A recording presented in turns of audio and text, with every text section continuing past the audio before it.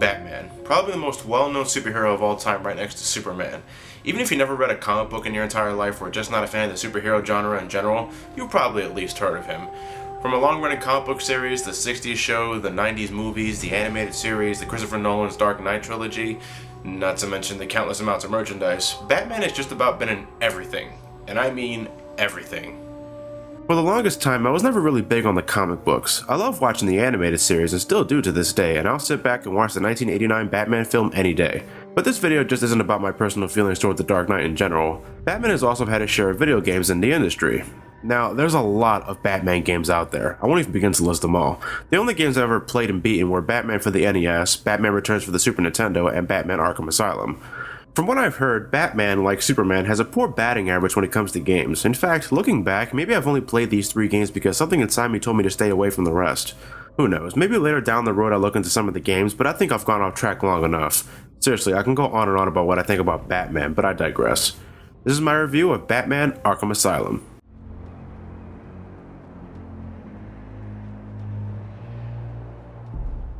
So with Batman's poor track record with video games in mind, Rocksteady Studios wanted to create a Batman game that would not only revitalize Batman's image in the video game industry, but also be one of the best superhero games ever released. I mean, hey, Batman's movie career was revitalized thanks to Batman Begins, why couldn't the same be applied to his video game career?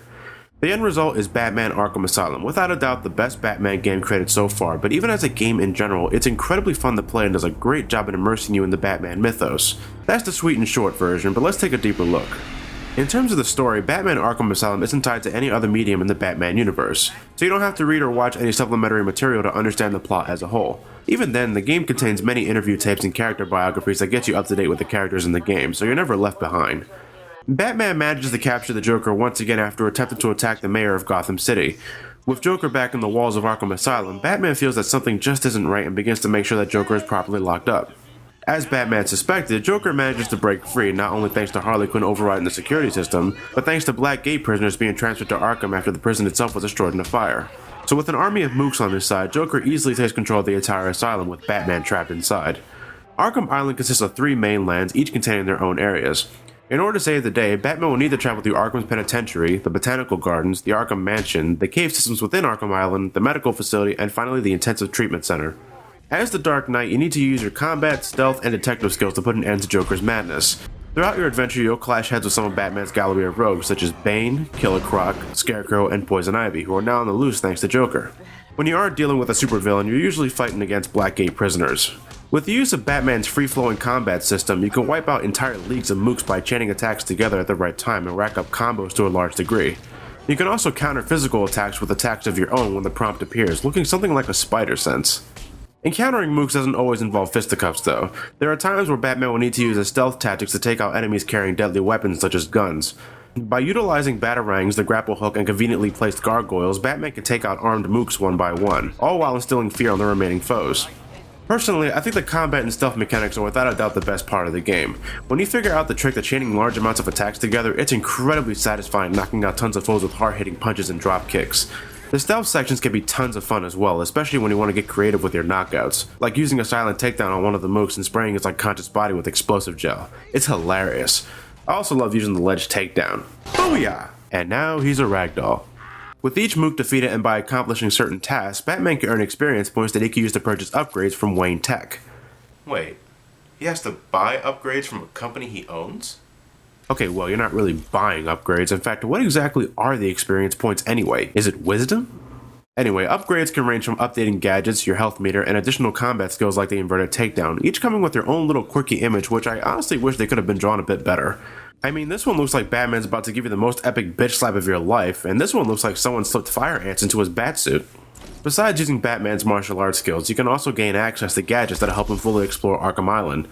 Located in the trunk of the Batmobile is the explosive gel, which allows Batman to break certain walls and completely knock out mooks with a large bang. Yes, it's a non-lethal explosive. Soon after, Batman will gain access to the Batclaw, allowing him to latch onto metal grates from a certain distance and rip them apart. Wait, if the Batclaw is a separate upgrade, then what exactly is he using to grapple onto gargoyles and escape bottomless pits? You can also later upgrade the Batclaw to shoot 3 claws at once, allowing Batman to break certain walls from a distance. Where the hell does he fit that thing in his utility belt? Eventually, Batman will also require use of his cryptographic sequencer. Simply put, it just allows Batman to gain access to areas he couldn't get to before because of security gates. I'm also convinced that the look of this thing was a prototype to a failed Microsoft handheld or a controller designed for the PlayStation 4.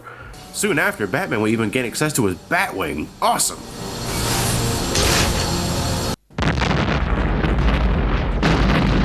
No, actually Batman just calls in the Batwing to deliver him the line launcher, which allows Batman to travel massive horizontal distances, also allowing him to cross over large pits and such that the grapple hook couldn't do any justice. The gadgets as a whole are pretty damn cool to use, but ironically, despite all of these upgrades, nothing beats a Batarang to the face.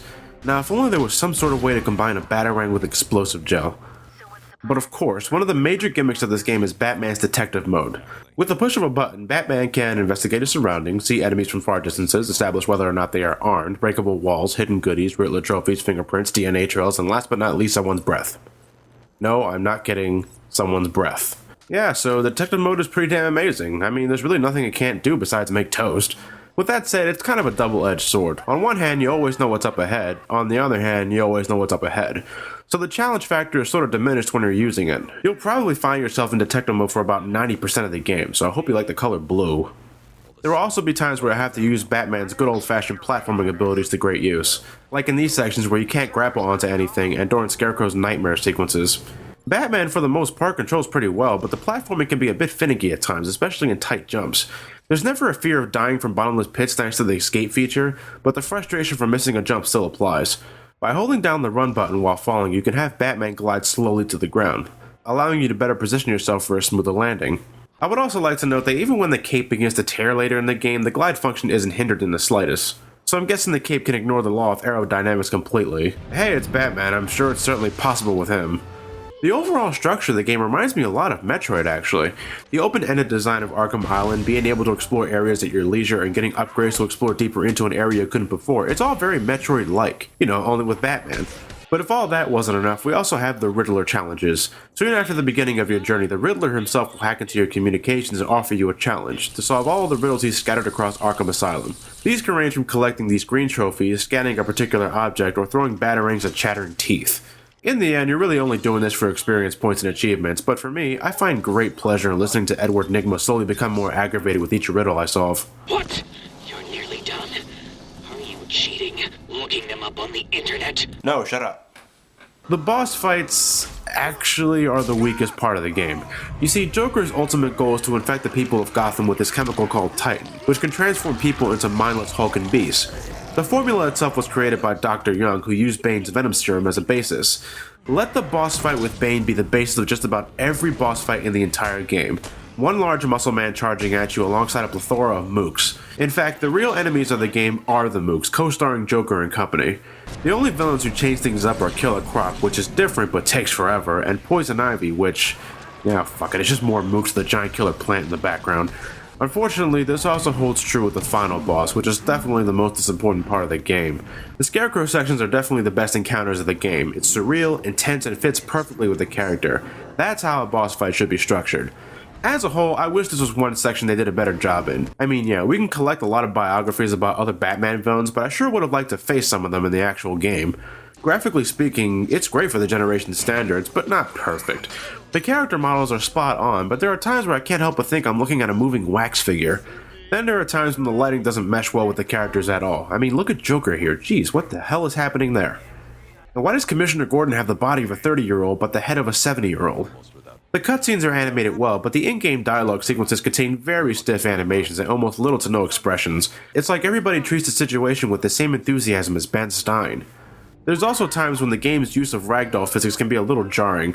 Count how many times you see a defeated Mook's body contort in a completely unnatural way because of gravity. It doesn't happen all the time, and admittedly, I do find it pretty amusing to look at when it does happen.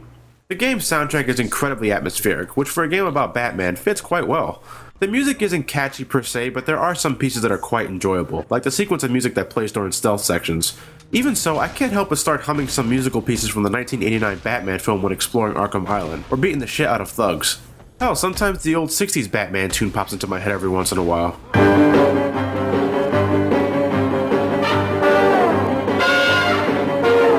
Then there's the voice acting. It's certainly one of the highlights of the game thanks to some familiar voices reprising their iconic roles.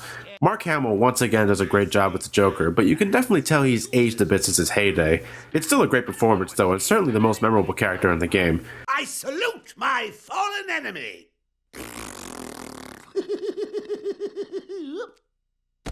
Kevin Conroy also returns as the Dark Knight himself, still as gruff as ever, but come on, could you get a better voice actor for someone like Batman? Well, okay, you got me there. Even when you're finished story mode, Batman Arkham Asylum offers challenge mode, which comes in two varieties. The combat section simply tests your abilities on chaining combos together, while the stealth section challenges your ability to take out enemies under certain conditions, all while under a time limit. This is also where the PS3 version comes to play. You see, PlayStation 3 users are able to get the exclusive Joker challenge maps, which allows you to control the Clown Prince of Crime himself. Frankly, seeing the Joker beat the hell out of security guards is downright hilarious, especially when one of the mooks is Commissioner Gordon himself. But in the end, just why are the Joker challenge maps PS3 exclusive? Why can't the 360 users get some love as well? I always figured Rocksteady Studios were just pulling a Soulcalibur 4 and would eventually release the Joker maps for 360 users, but to this day they are still PlayStation 3 exclusive. Batman Arkham Asylum was certainly a pleasant surprise. Ever since I played the demo of the game over 2 years ago, I knew this game was something I was going to enjoy. The story is pretty good, the graphics, technical hiccups aside, are still nicely done, and overall, the game manages to make me feel like I'm controlling the Caped Crusader. Like I mentioned earlier, one of my only gripes is with the boss fights. They leave a hell of a lot to be desired and can get pretty boring along the way. I mean, you can only fight mooks for so long. I think I knocked this guy out about 17 times throughout my playthrough. Even if you're not a fan of the Batman mythos, you'll find plenty to like in Batman Arkham Asylum. The gameplay's fun, the story is entertaining, and the game as a whole does plenty to get you hooked. I'm looking very much forward to Batman Arkham City, which is already looking like an A+ sequel. I'll give Batman Arkham Asylum a 9.0 out of 10. The boss battles may be a letdown, but the game kicks ass in too many areas to really bring it down. With that said, I'm Johnny, conquering the digital world one game at a time. Have a great night, and take care. Oh, and the game was also re-released in 3D, but I really don't care about that.